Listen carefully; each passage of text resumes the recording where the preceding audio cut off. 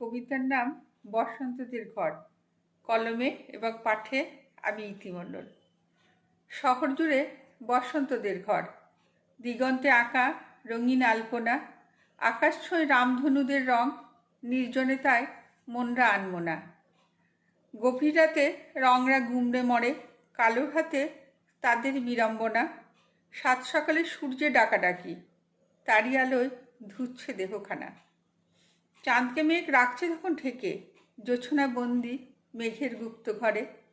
সুপ্ত আধার আবার জেগে ওঠে, আর থাকে না অজানা চরাচরে। নীল দিগন্ত হারাই মনের রেখা, মন খারাপের ভীষণ বাতিক তার। আর জ্বালে না আকাশ বাতি ঘরে, সাঁঝের প্রদীপ খুঁজছে তাকে আবার। রাত্রিবারে অভিসারের সুরে, ভালোর আলো জ্বালায় জোছনা রাশি। নতুন করে বাঁচতে হবে বলে এসো নূতন আবার ভালোবাসি। নমস্কার।